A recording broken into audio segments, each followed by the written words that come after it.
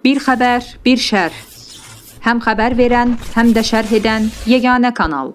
Fərqliliyimiz gücümüzdür. Gələn imtahanlarda vəziyyət daha pis olacaq. Yenə imtahan, yenə mübahisə.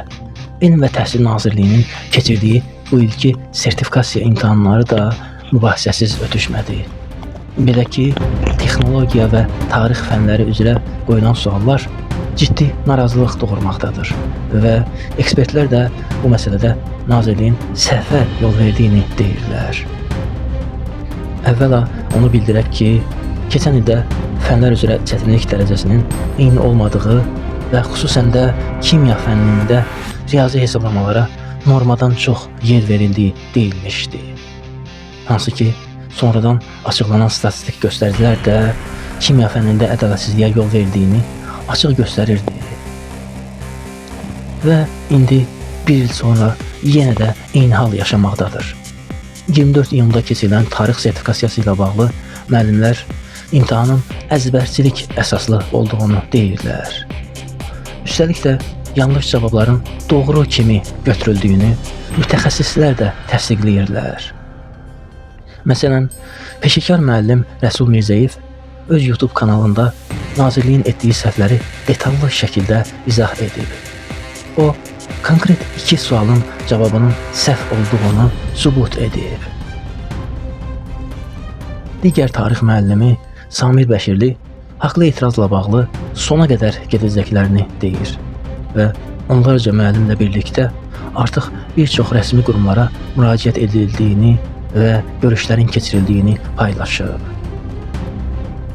Problemlə bağlı fikirlərini bölüşən Təhsil Araşdırmaları Mərkəzinin eksperti Emin Mirzəli, Nazirliyin artıq neçənci dəfədir ki, imtahan keçirə bilmədiyini və müəllimlərin haqqına girdiyini deyir.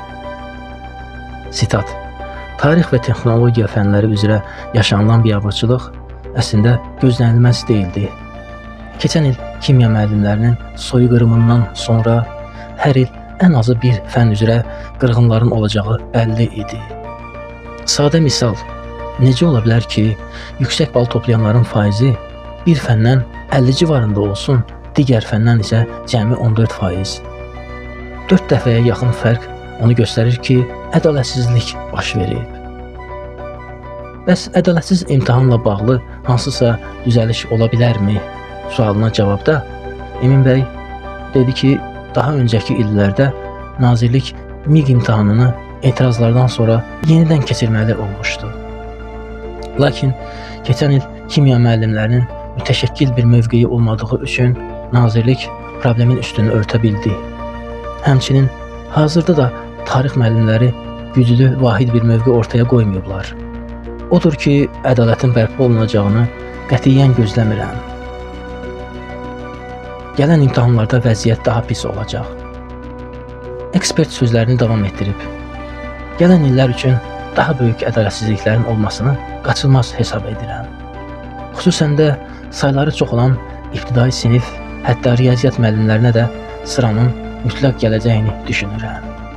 O qədər əminəm ki, bu baş verməsə ekspertlikdən hətta istefa verərəm. Bəs məqsəd nədir sualına cavabda niyyətin digər dövlət qurumlarında olduğu kimi kütləvi ixtisar və büdcəyə qənaət olduğunu bildirib.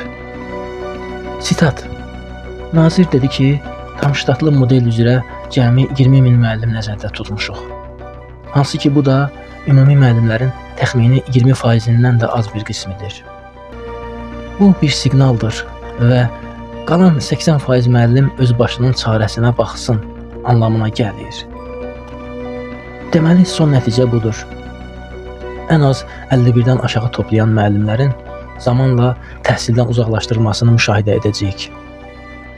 Sadəcə olaraq bu hansı tempdə və hansı zaman intervalında olacaq, bunu bilmirik. Bir xəbər, bir şərh. Həm xəbər verən, həm də şərh edən yeganə kanal. Fərqliliyimiz gücümüzdür. Abunə olun ki, fərqlilik görəsiniz.